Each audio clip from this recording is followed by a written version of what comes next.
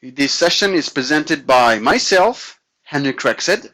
I will be your chef. Today, during this cooking session, we are going to see how to prepare a very tasty integration between NeoLoad and Selenium. So, before we get to the ingredient lists, I want to present the different roles that will be needed for this integration. So the first one would be my friend the coder. So the coder will be required because he will do the Java part on Selenium. And then I will have my friend the tester. He will play with NeoLoad to create this integration. So you will see that you will have nice and tasty response time from your websites with this integration. So be patient. Before we get to the details, let's see the ingredient lists. Alright, so the list of ingredients. So for this cookbook we require 1 kilo of selenium, 1 full packet of NeoLoad, and we will use Eclipse because we will cook selenium in Eclipse with the help, of course, of a tester, and that will give us a Java file that we will connect into NeoLoad. So step 1, we will see how to record in Selenium. Step 2, how to configure Eclipse. Step 3, how to configure NeoLoad, and step 4, the metrics coming from NeoLoad. So let's go for the step 1. So step 1 of the Selenium integration. So step 1 basically is preparing a Selenium script. So not preparing, that's not the exact word. I will say recording. So because basically we could create a Selenium script directly by coding if you have a good knowledge of your application, of the DOM in fact structure, you can do it directly. So here it's not my case. I'm going to test a website that I never created or never tested before, so I don't know the structure. So I need something to record and help me to create the Selenium script. So to do that, I'm going to use the Selenium IDE. So if I zoom in, you can see here there's the icon available on my Firefox toolbar here. So you can find it on, you can download it. It's a plugin, it's a free plugin. If you go to the Selenium website, you have all the materials available there, and so you can basically install it. So let's launch that Selenium IDE. So you'll have a dedicated Windows for that plugin. And here I'm going to create a new fresh test here. On this fresh test, called untitled, I will save it later on. I'm going to define at least the base URL. So here today I've decided to test the Lego shop. Up here it is. So I'm taking the URL here. And the only thing I will have to do is basically press the recording button. So all the actions that will be done on my Firefox browser will be captured by Selenium IDE. And once I have done the recording, you will see we will convert that recording into Java. So that will create the Java base script in Java format. That will be used for the example that I will do in Eclipse on the step number 3. All right, so let's press on the recording button here. So let's go to my Firefox here. Open Lego Shop. So once it's quite slow, in fact. So that will be interesting to get the user experience counters in NeoLoad afterward. So here, let's do the different steps of my scenario. So what I have planned to do here in this use case is to click on new, so the new category here. So I'm going to click on new here. And once I have the new section here, I was planning to select one of the product. So let's click this one, for example. We can change that the selection in the script later on. Once we have this, let's click on Add to Cart here. Here it is. And let's do another action with a keyboard interaction. So, for example, let's search for a product, a very popular product, let's say Star Wars. So they will list all the product from Lego on Star Wars. And then once I got the results page, I will select one of the item available in the results page. So let's click on this one, for example. Here it is. So, and that's it. Let's see. Let's pretend that this record is done on my browser. So I'm going to basically close the browser. And if you look here now, on Selenium IDE, I can see there with the different steps here has been recorded. So now basically by default, so I'm going to click here on stop recording. And here, basically here what the format is in sort of XML, HTML format, and I need to convert it into Java because for the next step, I will create the integration with Eclipse. But you can do it also with other scripting language, but I have chosen here in my example Eclipse. So here, let's export that test case into Java JUnit 4 WebDriver. And I'm going to call the Lego shop Java. Here it is. And you can look at the source if you want. And so here it's the HTML format like mentioned, but the source we will open it on step number 3. We'll see the different piece of code created by the IDE Selenium. And then, of course, step number 3 will be the most important one because I will explain which library you will have to import in Eclipse. And you will see it will be just a minor changes to define the integration. All right, so let's go to step number 3. Step 2, how should I configure Eclipse to create this integration between Selenium and NeoLoad? So before we get there, I think let's take a few minutes to remind us the architecture of the product. So here you can see that we have NeoLoad that will hit the applications and make the noise on the application, and in parallel we got Selenium. So why do we do this integration? What is the purpose of that? So there's two things. The first one, of course, is utilizing Selenium to measure user experience. And the second one is to be able to do regression testing while the application is loaded. Better testing coverage, more realistic to validate the risks before going live in production. And we're not going to simply run Selenium scripts without getting any advantage of that. What we're looking here is to get some KPI back from Selenium. And for that, NeoLoad has an API allowing any third-party solution to send metrics to NeoLoad. So what we're going to do here is basically update the Selenium scripts by adding the libraries allowing us to utilize the NeoLoad API. All right, so that's second thing we have to do. Let's see where I can get those libraries. So to do that, I will have to go to Neotys lab. To do that, I will click on support on our website, and we will have a section called Download Center. So in the Download Center, in the bottom, you got the Neotys lab. Here, I'm going to click here.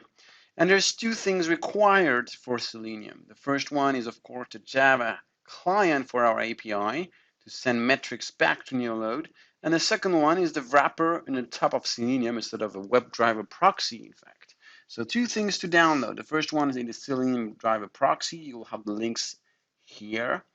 And if you look at the Java API, if you click on more, learn more, you will see that there are links to download. The good news here, we're using NeoLoad 5.1, so I don't have to download any libraries because they are already embedded in the installation folder of NeoLoad.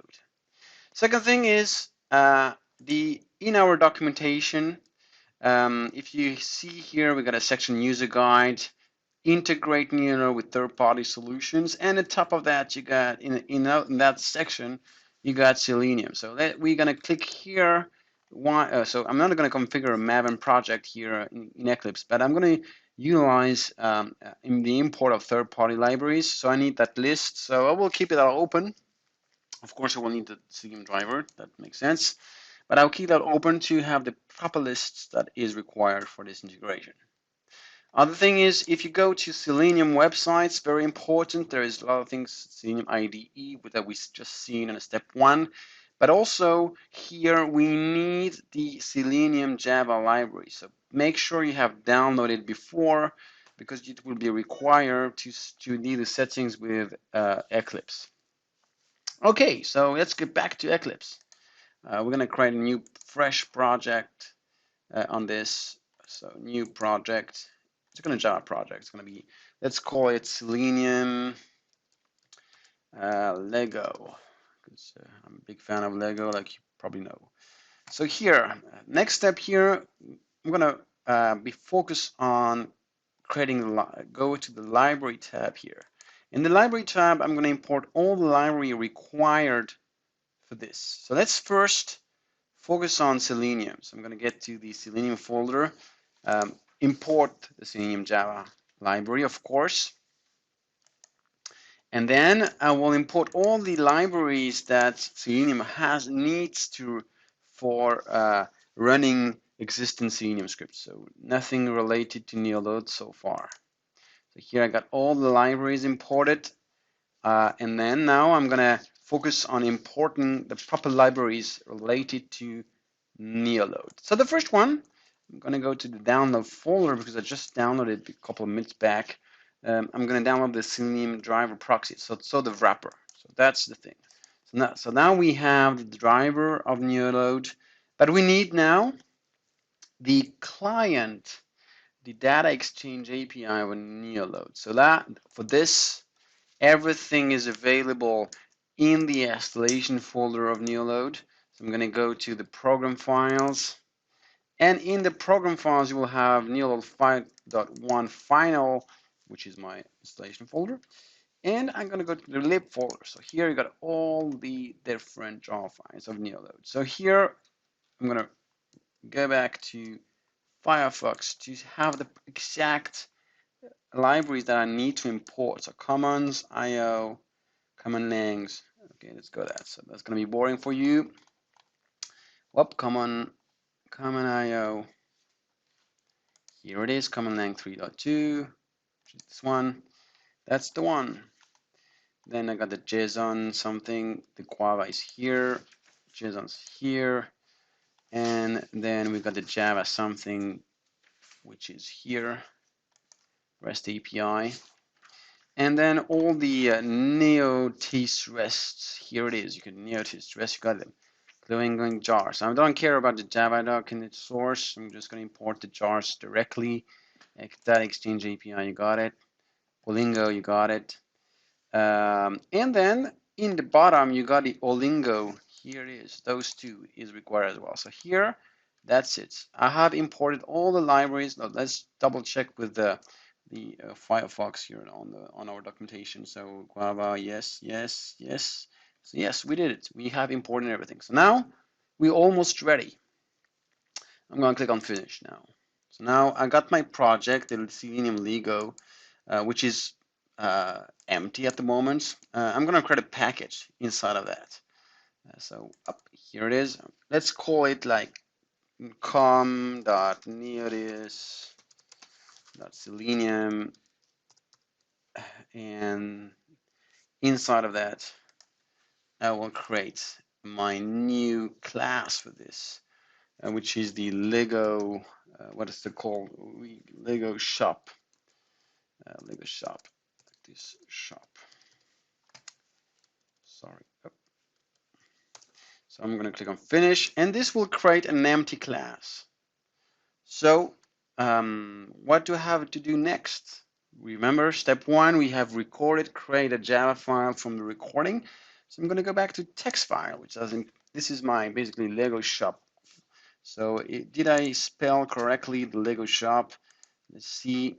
Lego shop. Yeah, I think yeah. So I'm gonna copy this exactly all the import stuff here. Click Control V and replaced it. Here it is. So now a couple of warning because methods are not used directly by the project itself. So basically here what I'm doing, I'm calling a Firefox driver, so nothing related to NeoLoad so far. So before we include NeoLoad, the best thing maybe is to replay back. So I'm going to go to the main here, call the driver and call that test Lego shop function, which is doing the use case that we just recorded. So let's replay back to see if at least it works fine here with no big surprises. And if it works, I'm going to include the piece of code to create the integration. So here you select this, add to cart, yes. And then he's going to search for Star Wars. In the top, you see that. And then you're going to select one of those stuff here. The moment is quite static because I'm selecting the one of the product. So here it's finished. Everything has been done. If I wanted, of course, I could customize it by instead of selecting specifically this new category, I could randomize this. Instead of selecting the bank of brick, which is here, I could randomize. So put more logic, but here it's not the purpose of the here today. So now let's see how I'm going to include the wrapper of NeoLoad. So let's go back to our documentation. Next step is customize some scripts. Here it is, and automatic timers, and this is what I'm looking for. So here there are two libraries that we need to import: the NL WebDriver and the NL driver proxy. So basically, I'm going to add them here in the top of those libraries here, something like this. So warning because it's not used, no surprise. And then the only line, the old line, I'm going to replace this, copy this. Here I'm defining a driver, which is a Firefox driver here. So let's put that in comment, like this. I'm going to paste this. So here, instead of that, I'm going to also, here we got, I'm defining in this line here, the driver, which is a web driver. I'm going to also comment that line and say private static up NL driver is a driver. And that's it. In the here, I have this driver is a web driver, new instances of a new Firefox driver. So if I want to use Chrome, I will use Chrome driver. If I want to use IE, I will use IE. So that's it. The only update that was required is done. Of course, in the documentation, so people will ask me, okay, where I'm passing the proper API, where is the IP of the API, and so on. And this, in fact, is something good because we have attached in our API the proxy. So there is a couple of stuff here, the methods. So you got some parameters that you pass into the draw files that we will generate, and we will, if you want, by default, we will call localhosts. So that's you will run locally from the controller scripts. But if you use local or external load generators or remote load generators, you will of course update pass that parameter to the draw files, and that will change the address of the API of NeoLoad. So that's basically it. Nothing more. The script is ready. So the only thing I have to do, of course, is to compile that script into. So I'm going to export what I've done so far to a runnable jar files. Okay, so what I'm going to do is the Selenium Lego, which is, where is it? Selenium Lego here. I got it here. Export destination. So I'm going to put it on document folder, for example, to the folder, to a specific folder, so I could reuse it later for with NeoLoad. So let's go there to proper, here it is. So Selenium Lego.jar. Here it is, extract required library into the generate file. So here everything will be packed in these jar files. And I click finished. See, I'm going to repack the reference licenses, of course. So I have to save this. And that's it. So a couple of warning related to what is it? So okay, so nothing special. It's just warnings. It's not blocking the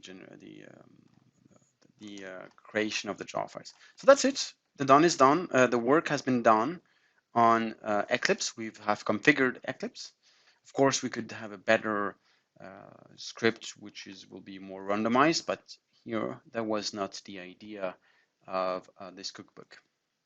Okay, so next step will be step number 3, where we will create the script in NeoLoad and utilize the jar files that we just created a couple of minutes back. Step number 3, include in your existing NeoLoad project the Selenium script that we have already exported through Eclipse. So here I got a existing project, so I'm not going to go in detail on NeoLoad. I have an existing scenario on the Lego shop, and what it does is simply basically do the same thing, but it's randomized. So I click on New, select the random product, add to cart randomly, and search for different keys. So here I have a list of different keywords, and select from randomly. So basically it's a sort of the same use case. Now what I can replay back it. So let's just see if it goes well. And afterward, what I would do, I was show you how to include the jar files here in NeoLoad. So we'll see we have advanced actions that are designed for that. Especially we're going to use the one that we are interested today because we did a Java Selenium script. So we're going to basically do the Java launcher of NeoLoad. So the script here works fine. It does what it has been expected. So let's focus on the another scenario. So I'm going to create a new virtual user here in NeoLoad. Click on Selenium Lego.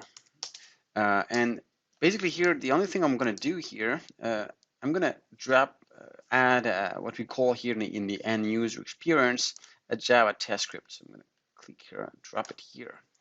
And you will use the intern library of NeoLoad. I'm going to use the local load generator to run the script, so I don't have to update the IP address of my API because it's going to be the local host. So the only thing I do have to do is to go to the path of my jar files. I'm going to replace that. I could basically, of course, put my jar files in the same directory of my project, but here it's not the case. Make sure that you update the path if you copy paste from Windows.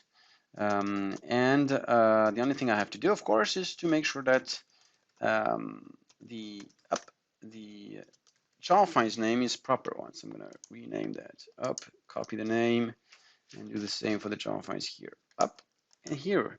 So let's check that it's working. So I'm going to press and start checking, and see that we have the Firefox is opened, and it's basically the scenario we've defined initially is running here in Firefox. So that's basically the basics. We make sure that it works before we run any load tests. So it seems to work. I'm going to close the browser soon. Once it's finished, we select the product like mentioned, and we are good to go. So that's fine. So it seems no problem, no error, works fine. It's just going to close soon the browser, just the jar files is going to quit. So that's fine, it's working. So the only thing I have to do, of course, for that is to create populations. One populations for the load, no surprise. So of course I could have 100% or 50% of my protocol-based scenario with the one emulation if required. So let's say ADSL here and here it's going to be a 4G network. So you can customize that. And then I'm going to create a new population. So I'm going to create a Selenium population because here I'm going to run specific number of users on Selenium, and here instead of that it's going to be Lego shop, Selenium Lego. So here it's ready. Of course I'm not going to monitor because honestly I don't have the architecture of Lego, so I won't be able to do that, but I highly recommend to do the monitoring, otherwise it doesn't make sense. So that's it for the step number 3. It's the design of the scenario, which is basically very simple. Then I will run a test. Of course, as you probably know, I won't be able to run load against Lego Shop without the legal authorization of them. So I'm going to run just one single test. So I'm not going to show you during the test, but I'm going to show you the last step, which is the results, what kind of metrics that we have with this integration. All right, so let's go to step number 4. So step number 4, let's see what kind of metrics do we get from this integration. So before we get there, I already prepare a small test with a very small number of users to illustrate this integration. So let's see what kind of settings I've defined here. I've defined a test with one population that we have defined in step number 3 with the NeoLoad users, and the population for the Selenium that will be run locally. So 2 populations will require, and you will define the load plus of those. So when I will press play, I will get all the metrics, but I won't do it here in this cookbook. I would just gonna see what we have in the results. Basically, you will have the same thing during the runtime. So, so if we get here, this is a normal summary report of NeoLoad. Let's get directed to the graph section, which is here, and see what we have. So all the metrics that will arrive from NeoLoad will be available at the virtual user tab here on the graph section. And I could, of course, create a new fresh graph with a select new category on here. So I could just look at it, the specific metrics. If I had any monitoring, of course, I could go to the monitor section and correlate that with the counters from the infrastructure to see if any event from the infrastructure could explain the response times. And all the metrics from Selenium, they are here. So basically here I got automatically, so we didn't do that on Eclipse, so just add one line. You can see that every step of the script we are doing the drill down of the user of the response time. So you can see the time to first byte, the DOM content loaded, the unload event, and DOM complete. So DOM complete basically is, or document complete is basically the user experience response times. So here it's presented in milliseconds. So if of course I could change the scale if I want. So basically you can easily see where you're spending time here in this specific transaction. Is it on the DOM? Is it on the network? So that's very helpful, especially when you see that you have a major differences between the response times delivered by NeoLoad and the one that you have seen in Selenium. So that's the main advantage of this integration, where you have the user experience, of course, but more than that, you can see where you're spending time on your browser. And this is very helpful, especially when you're a very customer-facing application. Ah, I love the taste of that integration. I hope you do as well. So if you have any notes or anything to say about this integration, please let us know. We'd be very pleased to enhance and add some more spice in this integration. So yeah, please let us know. We want to make better cooks in the next coming month. So if you enjoy, I hope you enjoy this cooking session. Follow us. There will be more videos and more kitchen TV sessions on the next coming month. Thanks, and see you soon.